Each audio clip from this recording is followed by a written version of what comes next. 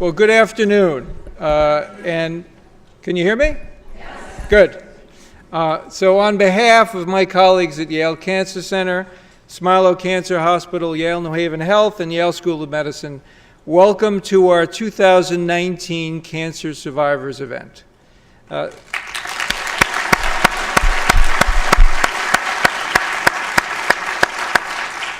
As most of you know, since the passage of the War on Cancers Act in 1974, the Yale Cancer Center has been Connecticut's National Cancer Institute designated comprehensive cancer center, supporting the work of talented physicians, scientists, nurses, administrators, staff, and others, all singularly dedicated to improving the lives of patients.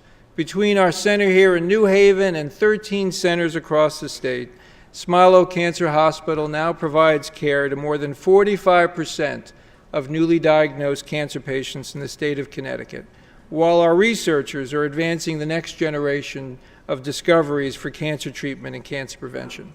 As you may know, June 2nd will mark National Cancer Survivors Day, and in cities and towns across the United States, we acknowledge cancer survivors in our community.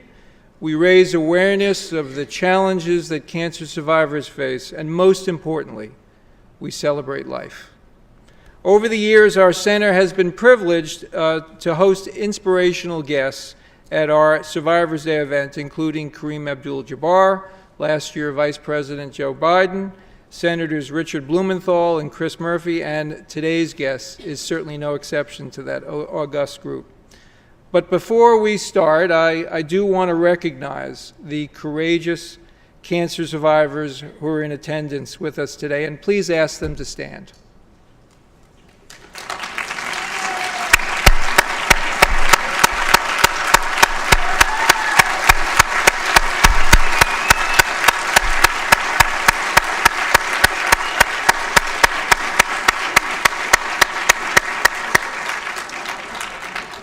I will also want to acknowledge the family members and caregivers who each and every day are there for their survivors. So thank you.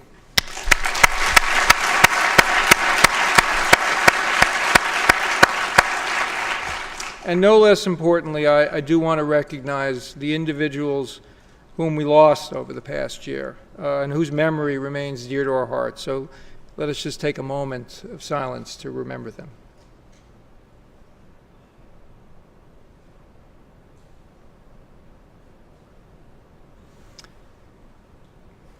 So to open today's Survivor event, I wanted to ask Dr. Tara Sanf, Director of the Survivorship Clinic at Yale Cancer Center and Smilow Cancer Hospital, to offer a few words. Dr. Sanf joined our center in 2010, leading the first comprehensive survivorship clinic in the state of Connecticut. Today, she is recognized as a leader regionally and nationally in her impactful cancer care and research. Dr. Sanf.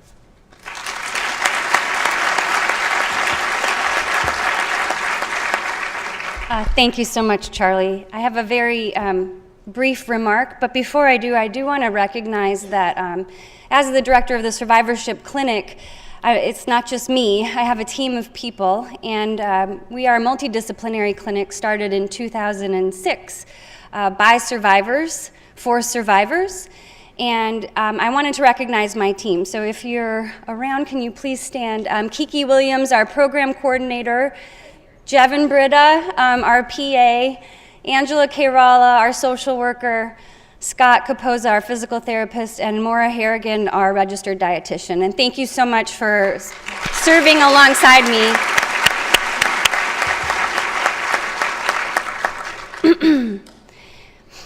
Many of you know how it feels to be told you have cancer. I could bet the reactions you had are as unique and varied as the cancer type, treatment plan, and circumstances going on in your life when receiving that news. However you feel about the term survivor, I like to think of Survivors Day as an opportunity to reflect. Think about where we've been, where we are, and where we're going. Cancer detection and treatment has never been better, such that over 16 million cancer survivors are alive in the United States right now, and this number will increase to 26 million by 2040. The American Cancer Society reported in January that the U.S. cancer death rate has dropped 27% in 25 years. But it's not good enough. There's hope in those numbers and in the efforts being made to eliminate the need for cancer survivorship to exist at all. Until that day, I can truly say that each patient has his or her own unique story. As a physician, it's been a privilege to be a part of my patients' lives. Our patients inspire hope, courage, and how to be resilient in the face of the toughest challenges. They are heroes to me. In the words of Christopher Reeve, a hero is an ordinary individual who finds the strength to persevere and endure in spite of overwhelming obstacles. So today, let's honor our patients, our heroes. Thank you.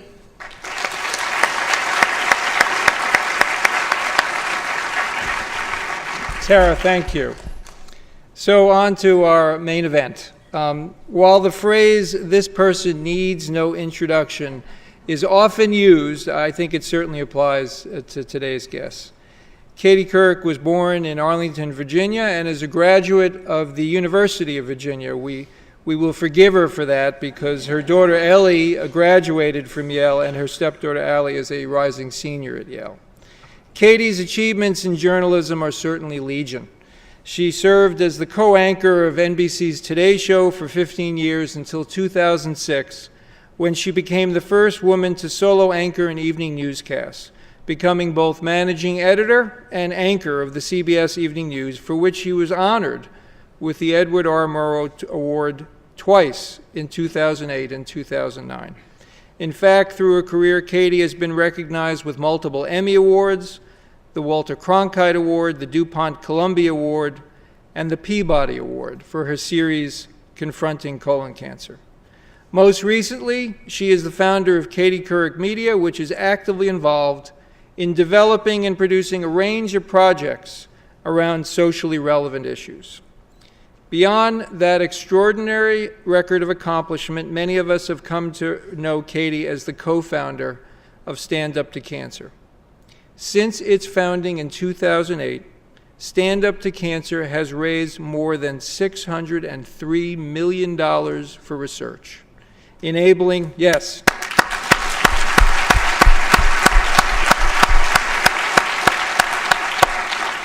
enabling groundbreaking cancer research and bringing hope to countless cancer patients and their families. Today, 40% of Americans will be diagnosed with cancer at some point in their lifetime. And in fact, virtually all of us have been touched by this disease, either personally or through someone close to us. As you know, in 1998, Katie lost her husband Jay to colon cancer, and in the 21 years that has followed, Katie has used her voice to raise awareness and support for cancer prevention, treatment, and the vital importance of being screened. And if draw your attention to the screen, if we could just share with you a video.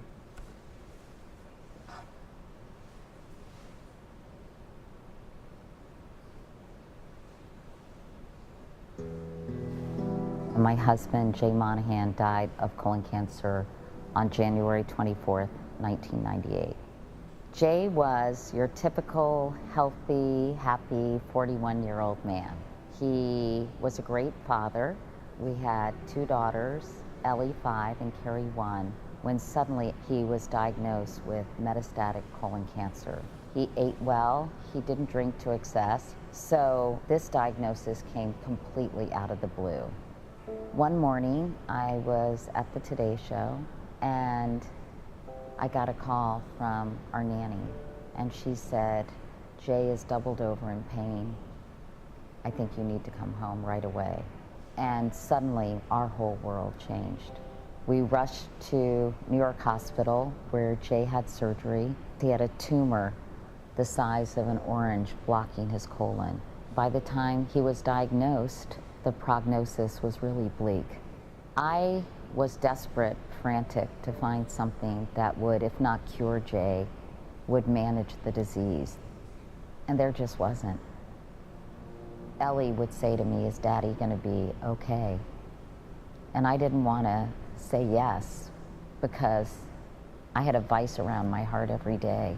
So all I would say to her was, we really hope so. The doctors are trying so hard, and so is your dad. 9 months after Jay was diagnosed, he collapsed on the powder room floor of our apartment, and he had had a glass of water, and the glass shattered, and he died on the way to the hospital. We went from a happy nuclear family to a single parent. Well, I see my husband and my girls, and I think how unfair it is for him not to be at Ellie and Carrie's graduations and to see the magnificent people they've become. And I think he would be so proud of them.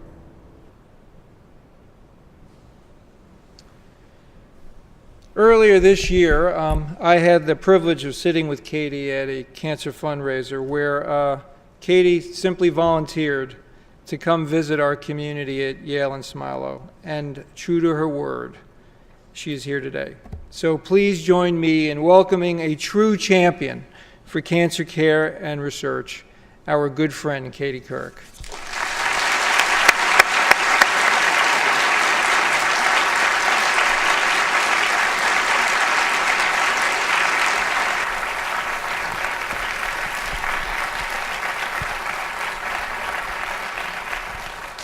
So Katie, welcome to Yale. Thank you. I think I need a little school. Hi, everybody.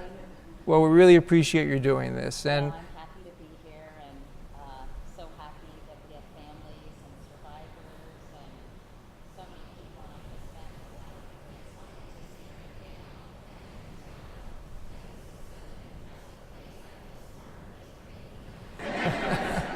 and I'm just thrilled to be here with you, Charlie. Charlie's part of Stand Up to Cancer Screening Team that's focused on colorectal cancer, which is obviously something. So I'm really happy to be here. well, it's great. And Katie, beyond your time and effort and your determination, frankly, you've been so generous in sharing your story, both in that You video. want me to raise? Oh, did we not? Did Oh, I? it's not Is that? turned on? Oh, sorry. Can you hear us? We're having a little technical difficulty. Please stand by. Do you want to come out? I'm so sorry. I just want to make sure. Ah, is that better? Okay, sorry. Normally that's not my job, you know what I'm saying? Well, Katie, again, thank you so much for coming. And you know, beyond all your work, you've been so generous about sharing your story, your personal story. And you know, I can imagine that that's hard to do, given, you know, for all of us who have been through this experience. You know, how does that sort of coming from that motivate you, and how did that get you into the advocacy world that you're in today? Well, I think when Jay was diagnosed, it was 1997, April 3rd, 1997. And, you know, we went through this horrific 9-month period where the cancer was just galloping through his body, you know. But when he was diagnosed, it was stage 4. His liver was, you know, a mess, metastatic. It had gone to his liver. And I instantly went into kind of investigative reporter mode, calling institutions. I'd call Israel. I would comb the internet, trying to figure out what, you know, if you're a can-do person, you feel so powerless sometimes when someone you love is diagnosed with cancer. And so after that period of time, I really got a crash course in cancer. Dr. Rabson, who was the deputy director of the National Cancer Institute, became a very close friend of mine. And he started answering the phone and saying, "Hi, Dr. Couric." Not that I could compete with you, Charlie, but I really did learn a tremendous amount, as you kind of have to when you're put into this position. And Jay was the kind of patient that didn't really want to know a lot of things, which to me was so interesting because he was so much smarter than I was, super cerebral and intellectual, but I was sort of took the role on as his advocate and the person who would find all the information about 5FU and leucovorin and CPT-11 and all the trials that were going on. So after he passed away and we had this, you know, just very painful 9-month period where, you know, He had got metastases in his lungs, and then a tumor behind his eye, and then brain mets, and every step was more terrifying than the next. I really felt an obligation to the audience and to people who actually were following this a little bit, even though the tabloids were putting a lot of stuff in that wasn't true, which was really grotesque. But I felt like I needed to help people learn all the things that I had learned. And at that time, believe it or not, it was almost like colon cancer, other than President Reagan, I think, when he had a polyp, it really hadn't reached critical mass. People, I don't think, felt super comfortable talking about colorectal cancer, and it was sort of where breast cancer was almost 50 years ago. And in The Emperor of All Maladies, when there was a breast cancer support group in the 50s, I don't know if you read The Emperor of All, I'm sure you did, but Siddhartha Mukherjee wrote. Who's my fellow? Oh my God, he's so great. And the book, of course he was. And it won a Pulitzer Prize. I highly recommend it. But, they talked about putting something in the New York Times, and they couldn't even say the word breast in the 1950s in the New York Times. They had to say a support group for cancer of the chest wall or chest cavity or something. So I felt like we needed to bring colorectal cancer out into the open and get people to talk about it. The fact that it's the #2 cancer killer of men and women combined. The fact that it's so preventable if you get screened, and that people just didn't know these things that I had to learn in the most painful, tragic way. So I felt it would be almost criminal not to use the platform, the built-in platform that I had, and the level of trust that I had developed with viewers to really kind of talk about this. And that's why I wanted to demystify and destigmatize the procedure of a colonoscopy. It wasn't like I thought it would make the ratings skyrocket. I just wanted to say, hey, it's not that bad. This is what it involves, and this is how you can really prevent colon cancer from happening if you catch it early, as you well know, Charlie. So it was never really a hard decision for me. I'm not a particularly, well, I am private in some ways, but I'm a pretty open person, and people, I felt very connected to the people who watched the Today Show. They felt like they knew me, and in many ways they did, because they saw me doing serious stories, funny stories, tragic stories, hard-hitting stories. And I just really wanted to make sure that people understood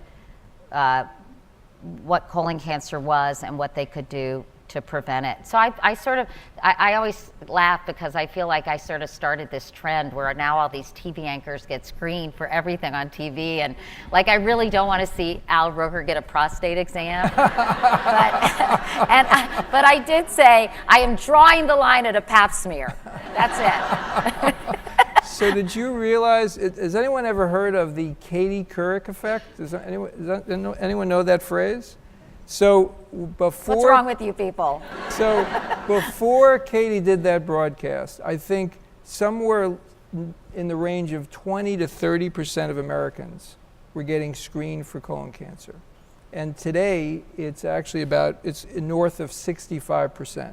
And you can literally track it to that broadcast. Did you realize it would have that kind of an effect? No, but I mean, obviously that was the goal, to get more people to see their doctor. It's funny because I'm very friendly with gastroenterologists now, because they're driving much nicer cars because of me.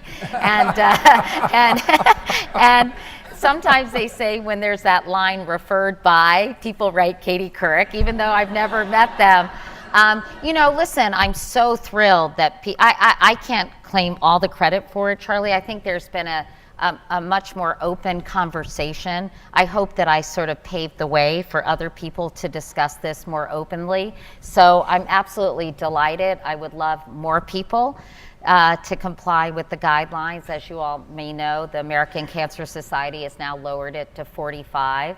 And a disturbing trend is we're seeing more and more younger people diagnosed with colorectal cancer, and smart people like Charlie are trying to figure out why this is happening, which I would love to talk to you about in a minute. But, so I'm delighted, and I'm even more thrilled that Stand Up to Cancer is making progress for all kinds of cancers. Our research has contributed to the FDA approval of 5 new drugs to fight cancer, I think, for a whole host of cancers, and we're working on more. So, you know, listen, this is kind of my passion, my life's work. I'm really proud of what I've been able to accomplish. Before Jay got sick, you know, I'd go to they'd ask me to MC this and that and this gala and that gala and children, and I of course care about all of those things. But Jay's death sadly really gave me a raison d'etre in terms of my philanthropic endeavors. And and I'm proud that I've stuck with it through all these years, and it wasn't just, you know, publicity stunt or trying to get more viewers on the Today Show. It really came from a very pure place of wanting to inform and help other patients. So how did Stand Up to Cancer start? Because it's become a juggernaut, but it was obviously just an idea, right? Yeah, well, I started the National Colorectal Cancer Research Alliance because a lot of colorectal cancer scientists weren't getting enough support for their research. So we started that first to really increase awareness and get pharmacists involved and really try to make people more aware of screening tests and guidelines and all that, and also to help them with research. Sandy Markowitz, who you must know well from Case Western Reserve, he looks just like Rick Moranis from Honey, I Shrunk the Kids, and he wears a bow tie. Sure. He's so cute. And we did something, and they were doing a genetic program at Case Western, and I think the switchboard turned off because I could tell that people on the Today Show, if you have a first-line relative who has been diagnosed with colon cancer, please call this number so we can learn more about your genetics. But what was the question again, Charlie? How you started Stand Up to Cancer. Yeah, sorry. So then there were these women, Sherry Lansing, who was the CEO of Paramount, sort of these women, kind of these dynamos in media and entertainment, and Laura Ziskin, who produced movies like Spider-Man, and she was this big hotshot in Hollywood who sadly passed away from breast cancer. But these women all got together and said, they were on the West Coast, I was on the East Coast with some other people, and I was just very frustrated that there wasn't more collaboration happening in cancer research. Like everything, it's extremely political, right? People are territorial and proprietary, and I understand some of that about intellectual property and all that. But we thought if they could only work together, that we have the brightest minds in the country working on this. If they collaborate, perhaps we could really speed up the pace of breakthroughs and better therapies for patients. And so that's really how Stand Up was born. And I had worked in almost every network except for Fox. No, thank you. And so, this is off the record, right? I don't want to get nasty tweets. But, you know, and so I had an in with all these, you know, muckety-muck network executives. So we said, can we do a show across, you know, the whole point of this is collaboration. So networks, set aside your competitive differences. Let's all, for one night, raise money for cancer research, for the unsung heroes and heroines in my book that are working every day in and day out with very little attention, fanfare, or, you know, celebration. Let's support their work, because I found out that only 1 in 10 promising research proposals is funded by the government, by the NCI. Less now? 8%. 8%. So think of all the incredible ideas that are just abandoned. And so I said, we have to pick up the slack where the government is lacking. We have to, as a nation, collectively raise money and support our scientists. And so they all did. And then I think the latest Stand Up to Cancer telecast, it was carried on something like 69 networks and digital platforms. And, you know, we're able to increase awareness and raise badly needed research dollars, and then give them to incredible people like you to support your science so we can bring better treatments to patients in a much faster way. We give a 3-year window for the research grants because we are like, step on it, and we want to help these patients who are desperately waiting for better treatments and for some hope. And so that's been our model. So what do you think's different about Stand Up to Cancer? That is, how did you get blockheads like me to work across institutions? Well, I should ask you, blockhead. Because because you said we don't do it, we can't get the money. That's true. We mandated collaboration, so it wasn't a choice. If you wanted the cash, you had to collaborate. And, it was very interesting because a lot of the scientists initially were quite trepidatious and hesitant about working together because, it's intellectual property, they're hard-earned research and all that. But shortly thereafter, they found it incredibly invigorating. I'd be interested in hearing your experiences, but they were really excited. First of all, they're all nerds, so they like talking to each other, right? and so, they all speak each other's language. And now we have scientists who would compete and probably talk smack about each other behind closed doors. And now they're good friends. 2 of them actually take family vacations together. So I think, they understand, they want to help patients. That's why they're doing what they're doing. And I think that trumps everything. And so, so anyway, I think that, so I think people are really super excited to work together. Hey, I know my audience, okay? We're at Yale. We're not at Sewanee. So tell me, looking back now, it's 11 years since Stand Up to Yeah. Cancer? Are you satisfied with the progress? Do you think we're going in the right direction? Are you? I think we're going in the right direction, but I'm not satisfied. I'm not going to be satisfied until cancer is gone, honestly. And I don't know if it's going to be in my lifetime. I hope it's in my daughter's lifetimes, because of course I'm concerned about everybody. I mean, my sister Emily, who is just incredible, I have no doubt she'd be a huge figure in politics. She died of pancreatic cancer when she was 54. She was running for lieutenant governor of Virginia and with Mark Warner, and she had to step down because she was diagnosed with advanced pancreatic cancer. And Tim Kaine replaced her. This is just sort of interesting. And so, of course, we all know who Tim Kaine is. But my sister, everyone said she would be the first female governor of Virginia. But, I want more. I mean, I'm greedy for all cancer patients. I want there to be better treatments. I want fewer side effects. I want targeted therapies and immunotherapy and all the new exciting things that are being developed. I want them to be perfected. I want them to be available for people, and not just rich people. I want them to be available for all people. And I just, I'm super excited because I do feel like we're at the intersection of so many exciting things happening with technology and data and epigenetics and nanoparticles and all the stuff that these folks talk about all the time. But along with basic science and physicists and engineers, this what do you call it, conversion or whatever, where all these different scientists are working together. It's so exciting, and I just want to make sure that you continue to be funded and have the money you need to take advantage of all these exciting developments. And so I'm really proud.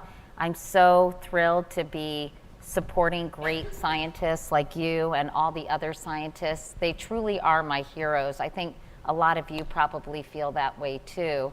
And I just want to keep going, and I want to come up with better diagnostic treatments. I want to understand why younger people are being diagnosed with colorectal cancer. I want to understand, the role of chemicals and cancer clusters. I mean, there's so much I think we still have to learn about this disease. And do you think are there things that we could do better in terms of the process of how we fund it or how we enable it, or things that we're doing in Washington? You talk to so many people.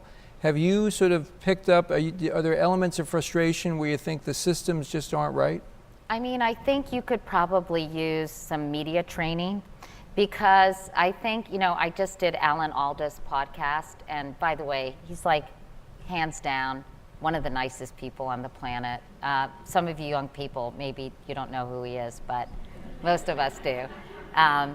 He's so great, and he does a thing for scientists, and I just actually did a project with 3M trying to get more people, because a lot of people these days don't believe in science and don't support science enough and don't go into science enough. But he's trying to help scientists distill complicated concepts and translate them so lay people can understand. And I think if there's many things. First of all, we have to keep talking about it and keep, talking about the importance of supporting science, and especially cancer scientists in my area.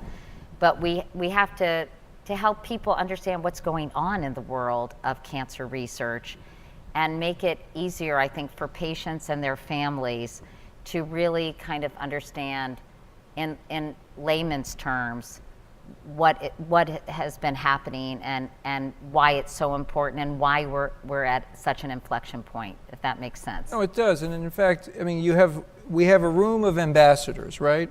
So let me ask you, what would you advise all of us as to how we help and communicate, advise patients who are newly diagnosed with cancer? What would you tell us based on what your experience, people you talk to? If we're all the ambassadors, what would you advise us? Well, I'm sure you all are called on all the time, as am I, by people who are newly diagnosed. And I think you can be incredibly helpful by, if you don't know, to refer them to somebody who can help. When we established the Jay Monahan Center at New York Hospital after Jay died, because I wanted a place where patients could go and kind of have one-stop shopping, because Jay and I would go to an oncological ophthalmologist, if that's the right, when he had a tumor behind his eye, or we'd have to go to another place for radiation, another place for a nutritionist, another place for a genetic counselor, another place for, and it was it added to the trauma of dealing with the disease. And so we formed this comprehensive cancer center. And I think that all cancer centers should have, and you probably do here, sort of a patient navigator. You're suddenly thrust into this world. You don't know where clinical trials are. Are you right for a clinical trial? And I think that's really helpful. So, I mean, I would say, do things in your community, continue to talk about it, help people, spread the word about the importance of supporting science, and then I guess just help people when they call. I mean, I wish I knew. What else do you think that everyone here could do? Well, I mean, obviously, I think making sure you get to the right person, right? And talking to your doctor, making sure. One thing I would say to people is if you don't have all the answers, if you don't get all your questions answered, then tell them that I'm not following. I don't understand it. Make sure that that you have a thorough understanding. And frankly, if you want a second opinion, ask for it. Right? You have people who can help.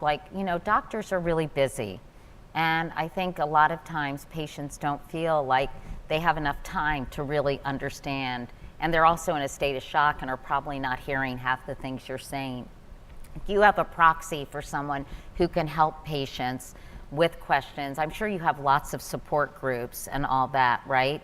Well, we do. I think we fortunately have so many great care providers here. Well, I guess this is one of them, right? I mean, our nurses, our social workers, all our staff. I mean, one thing that's I think critical for a cancer center is everybody here is a caregiver, whether you're responsible for cleaning the rooms or delivering meals or giving chemotherapy. That's critical, and I think each of us has both the privilege and the responsibility of being available to patients, and I think that's how great organizations need to run. Yeah, I think it's also more complicated. The internet was sort of in its infancy, bless you, and you're in its infancy when Jay was diagnosed, and of course now it's just chock-a-block full of information. But most people I talk to say the last thing you want to do is start looking at the internet when you're diagnosed, because there's so much misinformation there.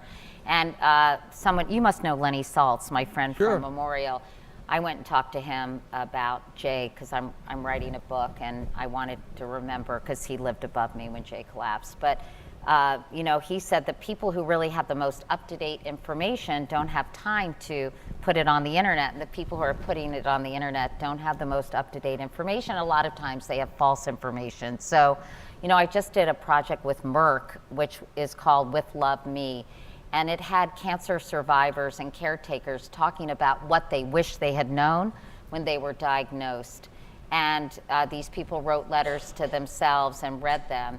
And they have sort of a whole, you know, I think a fully vetted resource guide and, you know, to help patients, which I think is a trusted source of information. They don't push any of their drugs. It's really just the latest information about different cancers. And so I think things like that can be super helpful, but otherwise, you know, it's really frightening when you look online and you see some of the statistics. I know I was scared to death when I looked up Jay's situation. So we're going to open it up to the audience, but you know, having you here and given my personal interest in journalism as an amateur, I was curious. You've been in this field for a while, and it's evolved probably since you started. Yeah. What do you, how would you characterize the changes? Where do you think we are in this field? Well, my daughter just got her master's at Columbia yesterday, and congratulations. So, thank you. This isn't the one that went to Yale. She went to Stanford, which was our safety school, right? And honestly, it's worrisome. I think, you know, probably not for people in this room, but, and maybe, yeah, I mean, the media has become so polarized. You get affirmation instead of information, I think, a lot of the time. And so much of it is commentary, whether you agree with it or not, but I think it's exploiting outrage on both sides of the aisle. And of course, it's so fragmented. I think some fantastic journalism is being done. You know, I think the press has been challenged like never before and maligned like never before. But it's just a very strange time, I think. I think that there are still some, you know, media outlets doing great work. But it does, this whole, the way that people can kind of create their own truths and their own set of facts to match their own established views is really scary to me. I wonder what the landscape would be like if someone like Mitt Romney were president, who had not, you know, somebody who is not quite like the person we have in office now, who I think has a sense of decorum and dignity, and, you know, if that would, how that would change things. I don't know. I just think that it's this confluence of events, this fragmented media environment, someone who I think increases polarization in the country by his behavior and in some cases his policies. But I feel like, you know, I wish we had, I guess the closest to the BBC is the PBS NewsHour, where people really just try to give information and then let people form their own opinions, and they really make a distinction between opinion and reporting. But increasingly, I mean, I don't know if you all agree, those lines are being so blurred. I think it's just can be very confusing to the average consumer. And that with local news starting to not be funded and clickbait, so I feel like it's contributing to the dumbing down of the culture. So in other words, it's a mess. So is there a future for the evening news with Walter Cronkite or Katie Couric? Is there a future for that venue? Well, I think if you're 65 and over, I think, you know, a lot of young people aren't watching television, as you all know. They're cord cutters. I mean, I'm sure a lot of people have cut the cord in here. So I still think there's a place for it. I think just the audience is shrinking on television, and I think that's why it's really important for institutions like the Washington Post and the New York Times and the networks to really continue to be strong. The Atlantic, it does great journalism. You know, I read the New Yorker Review of Books and all kinds of things. I read a lot of newsletters, Politico, Axios. But I think this is a moment in time that will, I hope, settle down, and that we may go to more traditional news sources. But I don't really know, because on the other hand, I also think Donald Trump is a symptom of, and may not be the problem. I think even if he's not reelected, and who knows what's going to happen there, these divisions are so intense, and you can live in your own echo chamber indefinitely and not pollinate with people who have different life experiences and different situations, and that you can very comfortably not even hear from a different point of view. So I don't know. I wish I had the answers. And do you think, I mean, I think back about your interview with Sarah Palin. Do you think that our... You're welcome. And you're not going to ask me what newspapers I read, are you? Yeah, what newspapers do you read? I'll tell you later. Okay. And you say all of them, any all of them. All of them. Yeah. Do you think that journalists today are challenging people in that, or that we're, you know, is the free press doing a good enough job challenging people like that? I mean, I think they are. I think, you know, I've thought about that. Would that interview resonate now the way it did in 2008, when people just thought, and by the way, I felt bad for Sarah Palin at the time, because she was so out of her league in terms of just understanding public policy. And but I wonder if it would have the same impact, because, you know, President Trump has said he could shoot somebody on Fifth Avenue and still, you know, have his supporters. He makes fun of people who are disabled, and it doesn't. He says John McCain isn't a hero because he got captured. So I don't know if the outrage, or even the looking at him differently, would happen if an interview like that was conducted with President Trump. He has done some interviews, like Lester Holt did a good job, but he mostly stays with Fox people when he does interviews. And in that case, I don't think he is adequately challenged at all. So I do think journalists are trying really, really hard, but it's very difficult when they're constantly maligned as fake news, when it's just because what they're reporting isn't being welcomed by the people they're reporting on, if you catch my drift. So what advice did you give your daughter at her graduation yesterday? Plastics. I'm kidding. That's from The Graduate, not really. You know, Carrie, my daughter, is a really gifted writer. She writes creative nonfiction, and I think she would love to write for The New Yorker or The Atlantic. And you know, she doesn't really take my advice, so it's not worth giving. She did tell me she thought she was too smart for television. I was like, thanks. Which is probably true. But, you know, listen, both my girls, my other daughter, Ellie, who went to Yale, is in LA writing for an Amazon show that everyone has to watch called The Boys, which is about flawed superheroes. But she's a staff writer. I'm so proud of her, too. So, you know, my girls have always been pretty independent, probably because I was a working mother and I was not a helicopter mom at all. They'd probably tell you that firsthand. But I want them to pave their own way, especially having a mom like me. They're so happy their last name is Monahan, and they don't like anyone to know that I'm their mom, which I guess is okay. So I do want to give a chance for our audience to ask questions. Do we have a mic to roam around? Sir.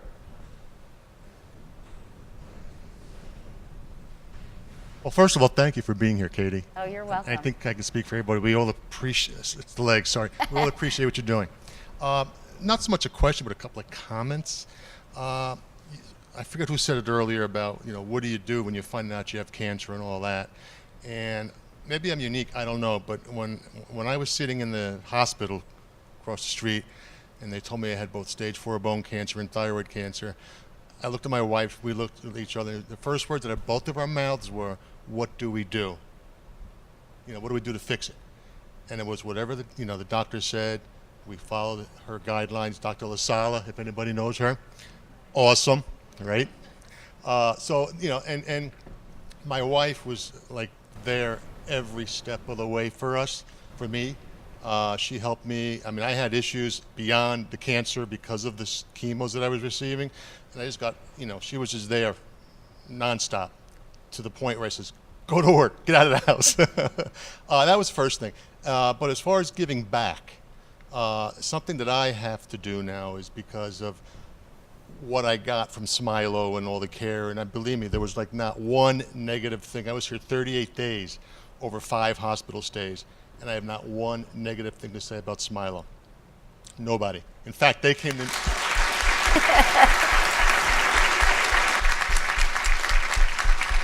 Are you a plant? Oh, believe me, I'm getting there. I'm kidding. I'm getting there.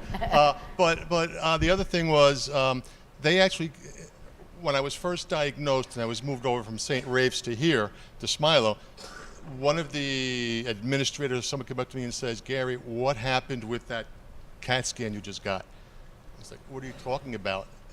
Believe me, I was in pain. I couldn't even walk. And they're carting me around, picking me up, moving me around. And I said, whatever I said, I'm sorry. Nobody did anything to me. Don't yell at anybody. But the fact that they had the courage to come to me, what did we do wrong? It's huge.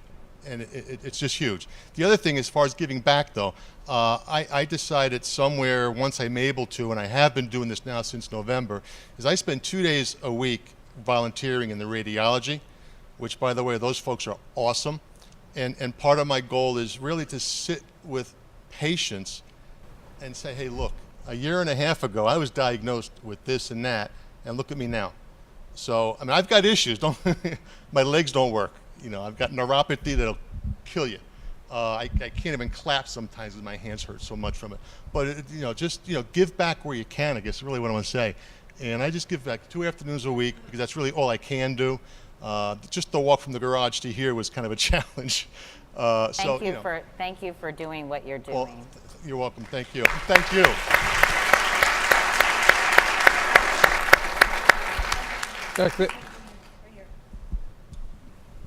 Hi. Sir. Hi, I'm a 3.5-year survivor. Thank you for being here. So I sort of have a 2-part question. My daughter was 10 when I was diagnosed. She's now almost 14. And I've seen sort of 2 gaps. I'm also Smilow, Newark Hospital. They did a beautiful job. Very, very happy.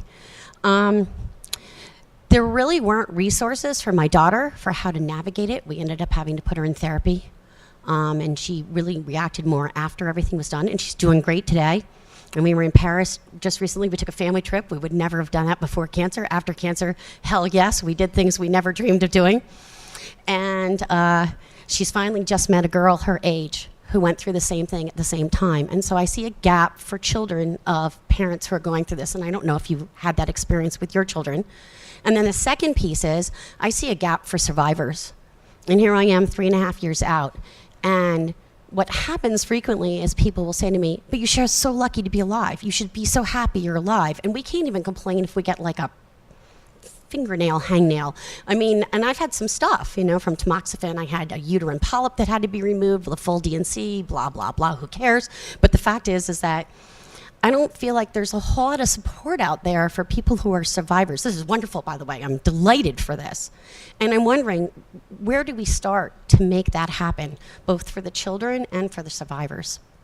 Well, I think I can address the first issue. I think it's gotten better, but I remember feeling very frustrated at Ellie's school, especially during the course of Jay's illness, that they didn't really have anything in place. And, to be honest, as people wait to get married at older ages and have children a little later, it's not that unusual for a school, depending on its size, to have more than one parent, sadly, who's been diagnosed with cancer. And of course, you've heard the statistics, 1 in 3 people will be diagnosed in their lifetime. So I went to cancer care. I also knew that age 5 is a very Oedipal age where little girls are super attached to their fathers. And I read a lot about it and tried to be honest with Ellie. Carrie was just 1 when Jay was diagnosed. And I called cancer care. There are a lot of organizations. It sometimes just means finding them. And I said, I need help. I need help helping my daughter navigate this. So they came to Ellie's school with this cup, and they call it a worry cup. And apparently at that age particularly, and probably even when you were diagnosed for your daughter, kids hate to feel different from other kids. Like, that's just the worst thing in the world. So they put a cup in the middle of Ellie's first grade class, and they had those big fake gem stones. They gave every kid, she was in an all-girls school at the time, and everybody put a gemstone in the cup and said what they were worried about. And Ellie's teacher later told me it was the most profound thing she had ever witnessed in her classroom. Little girls started talking about what they were worried about, a whole host of things. So Ellie felt less alone and isolated.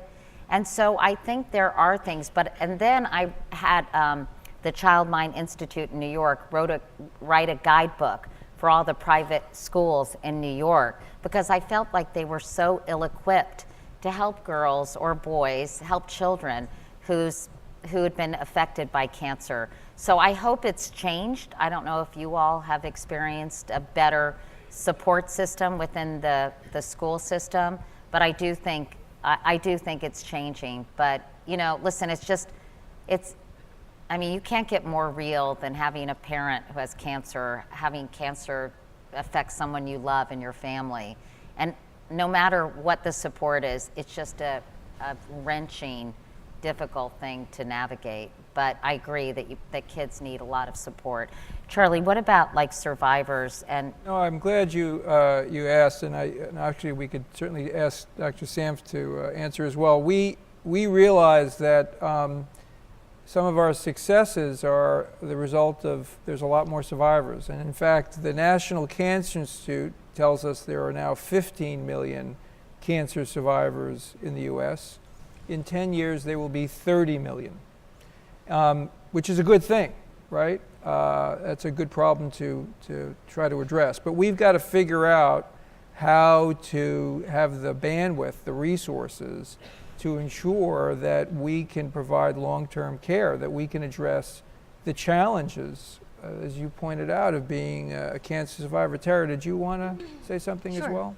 Thanks for that comment. I think that it's really powerful, and we hear that all the time. I think what's so poignant about it is everybody's different. Everybody has a different experience, and nobody should be shamed into not feeling grateful that they're just alive and that they survived. And I think that's what the whole field of survivorship is for.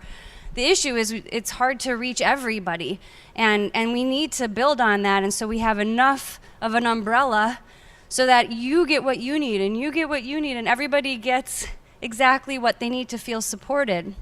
We exist as a multidisciplinary clinic, and right now we have funding for once a week, and so we're here for you. I'm happy to talk to you more, but every year people say, well, why haven't I ever heard of Survivorship Clinic? And the truth is we need to do better at getting our message out there and making sure we have a large umbrella to make everyone feel good as they go through the rest of their life. And can I make a suggestion? Today, one of the great things about the internet, there's a lot of bad things, is that you can make these connections. Why don't you start a support group for people who you feel you need more help? If you're not getting the right support, then you can post on Facebook. You can say, we're looking for other people in our situation. Shannon Watts started Moms Demand Action because she was so frustrated that gun laws weren't changed after those little children were killed at Sandy Hook Elementary School. She said, I'm disgusted. She has organized an army of women who are really getting things done at a state-by-state level. You have access to connect with other people. So instead of waiting for an institution to serve you, that's something you could do for other people.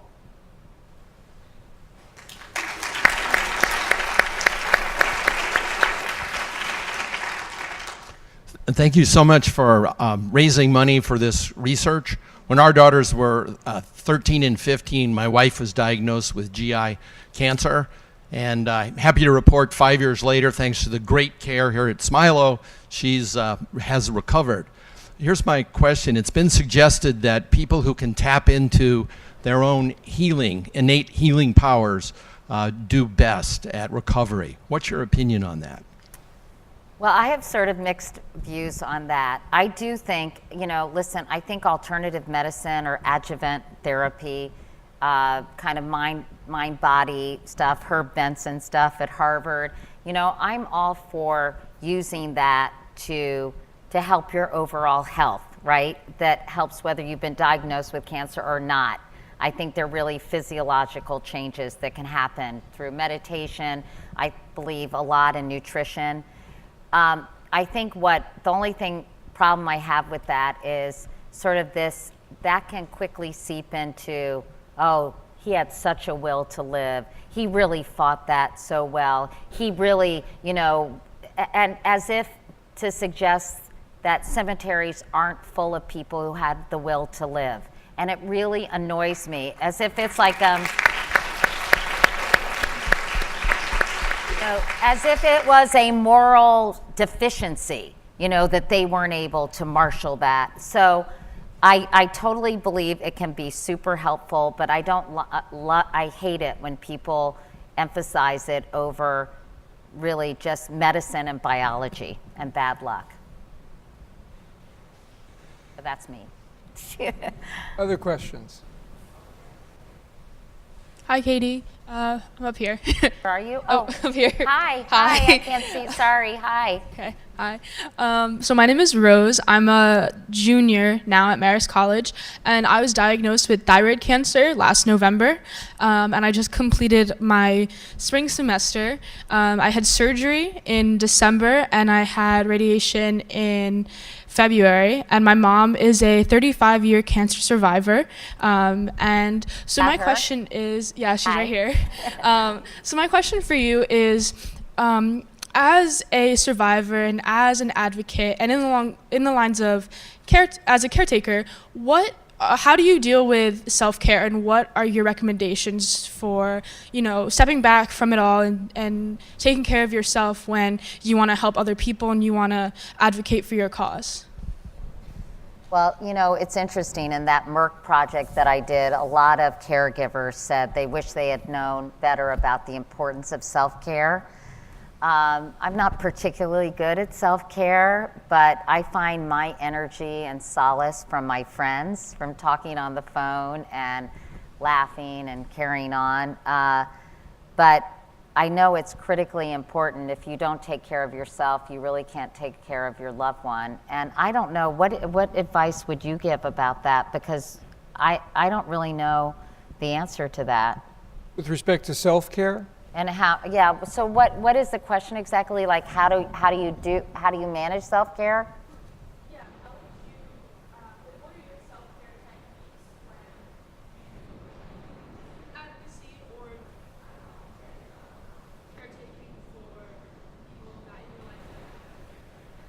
Yeah, I don't know. I don't really have any. Maybe bubble baths if I have time. I try to exercise.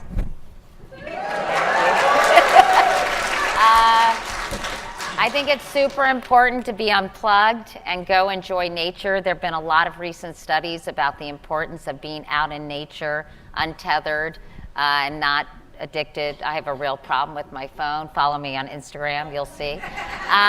But, I think just doing the things that make you feel good and that help you get away and detach. I'm working with my husband now at this new media company, and I'm like, don't talk about work.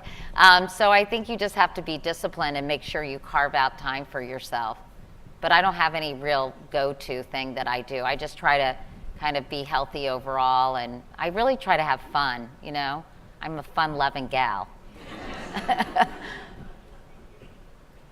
Hi. Good luck.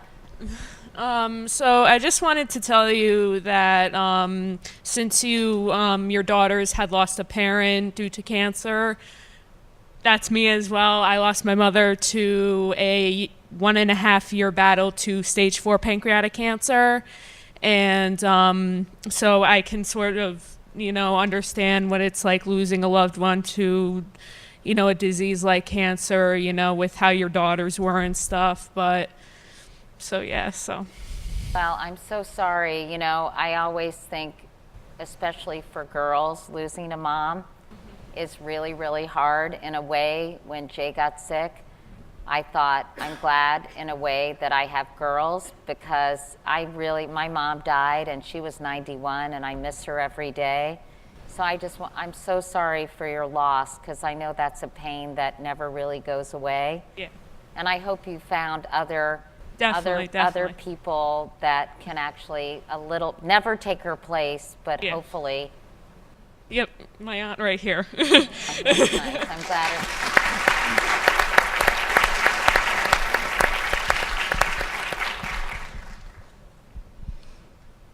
Hi, Katie. Good evening. Hi. My name is Maggie Gardner. I'm actually coming from Hartford. Well, I went from Hartford to the headache center. I got like 32 shots of injection in my head. So it's very important that, because I want to be here today, I am here. I just want to say thank you for all the work that you've been doing. I've been looking at your work and your progress. I am a 2-time breast cancer survivor. I am also the founder of Gardener's House. I did a study with Yale a couple of years ago on peer-to-peer with Dr. Sells. And one of the things that I found out is having the cancer with resources and having the cancer without resources, it is such a vast difference.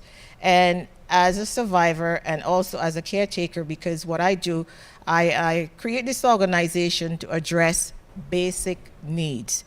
What I'm finding out is that people are working, but yet still they are not able to afford the basic needs like rent or mortgage. Right now I'm working with a lady and she's about to be evicted.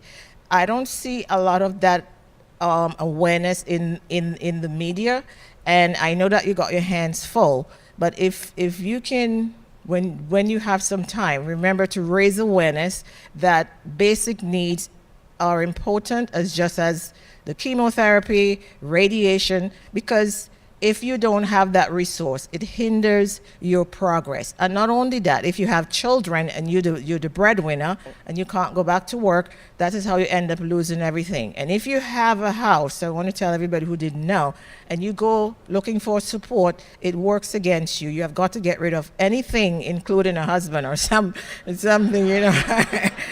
which don't make no sense to me, in order to get some assistance. I think that I'm trying to get the folks, the legislators, to pass legislation to have a specific program to help these, especially women who are losing their apartments and everything, and they're in the shelter, to have some funding for them to help them so that they can get back on their feet. Well, so that's what I'm doing. Thank you for the work that you're doing. And, that's always really bothered me, Charlie. There seems to be such a disparity in terms of access to care and quality of care.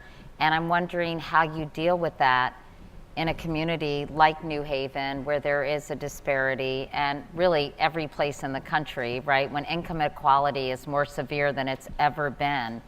How can you ensure that wealthy people aren't the only people who get the best treatment available? No, it's such an important point, and let me be very clear. At our organization at Smilow, we don't turn anyone away.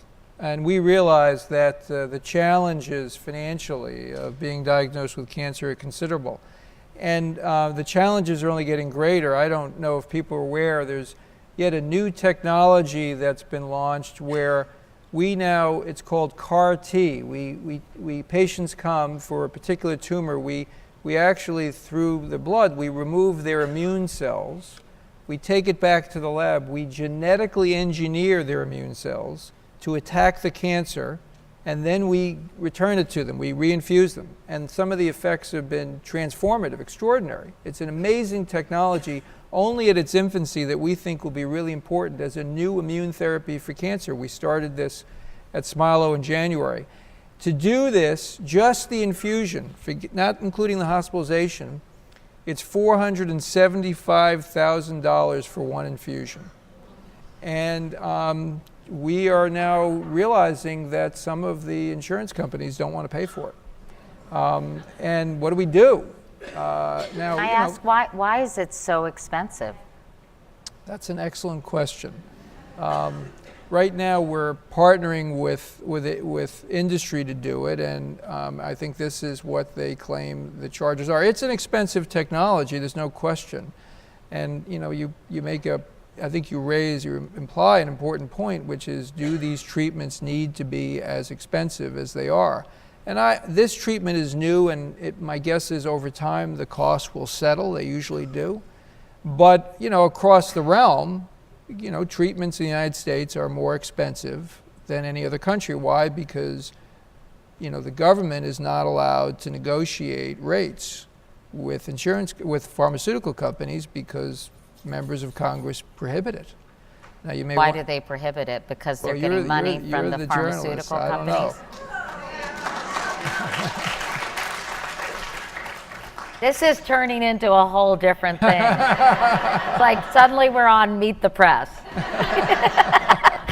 Anyway, yeah, back to cancer. But to your point, we have to make sure that wherever you come from, whatever your financial ability is, we provide care, and that is our promise to the people of New Haven and Connecticut. Anna's giving me so I know we're running out of time. Maybe we have time for one more question?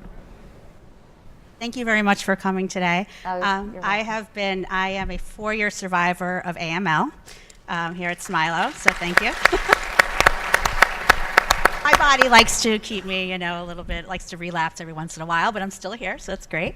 I just, as a segue to what we're talking about, I think that all of us, as mentioned earlier, we are ambassadors for the other patients.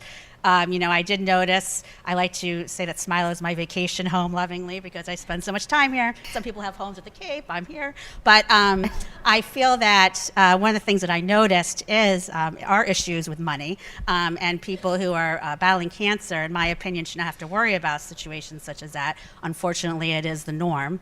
And so because we all like to give back, I actually am starting a foundation, a 501c3, to be able to provide monetary grants to leukemia patients who need it. So I think that that's a little extreme, and not everybody has to do that. I know that people were talking about volunteering at radiology, which is great, and we all like to help out.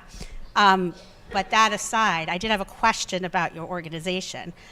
When you are awarding money to specific institutions, are you specifying what type of cancer you want them to focus on, or are you just, giving the money to the institutions and saying? No. So the dream teams, there are 25 dream teams that we support.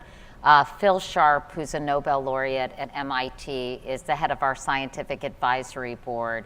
So people who are applying for grants, and Charlie, correct me if I'm wrong, have to go through our scientific advisory board and give a proposal and have to kind of plead their case. And what's great is, when you're applying for a grant through the government, oftentimes you don't even have an opportunity to present your idea, answer questions, have this sort of one-on-one dialogue or one-on-several dialogue. And so that's how it works. So we have a breast cancer dream team, we have colon cancer dream team, we have pancreatic cancer, we have an epigenetics dream team, and all different, melanoma. And we work with other organizations too, because we don't want to compete with them either. So with the Colon Cancer Alliance we work with, and with other organizations. So I think the way it's done is through the specific research idea, research proposal, and then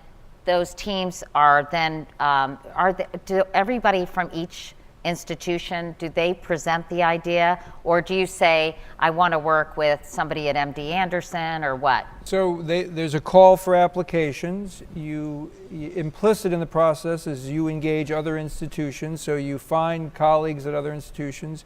They try to make it efficient. You submit just a 2-page application, because what they want us to do is to say, look, this is something we want you to develop or not. So not make you write a a large grant and then find out you're not being Right, funded. because a lot of time is spent by scientists. They waste so much time writing these big, complicated proposals that's taking time away from their clinical research, right? Yeah, and so you do that, and then if you're selected, then you do write the large proposal, and then you actually go to Philadelphia, and you meet with the reviewers so they can interact with you and understand what you're trying to do. And even when we got the Stand Up to Cancer Dream Team grant, they were actually, I'm pleased to say we came in first, but they actually said, we really like the guy, the team who came in second. And they said to us, would you be willing to take the folks who came in second and we'll give you another $5 million if you include them? And I said, sure. Like, bring it. So it's a really impressive organization because you don't get that kind of interaction. And in addition to the Dream Team grants, we also give what's called Innovative Research Grants. And those are for young scientists who have these pie-in-the-sky ideas that would be dismissed out of hand by places like the NCI. But sometimes those pie-in-the-sky ideas really bear fruit. And also there's a significant problem of brain drain in this country. We have a lot of scientists who go elsewhere because they get more financial support in places like Singapore, where a percentage of the GDP goes to cancer research. So we're trying to really get some of these young scientists and invest in them and get them excited about the research they're doing.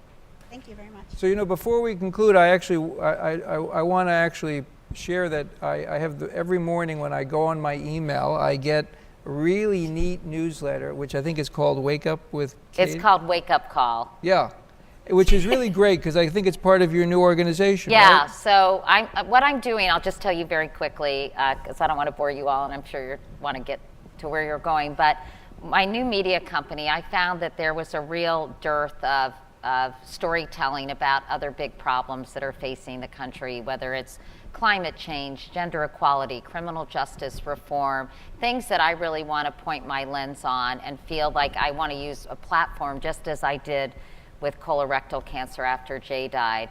So I'm working with purpose-driven companies. As trusted institutions from the government to media have declined, actually trust in companies, believe it or not. It's sort of crazy, right? You think corporate America, what? But a lot of employees actually look to their CEOs and other company leaders to take a stand on some of these big social issues. So I'm working with companies like P&G that have been very forward thinking in issues like race relations or gender equality.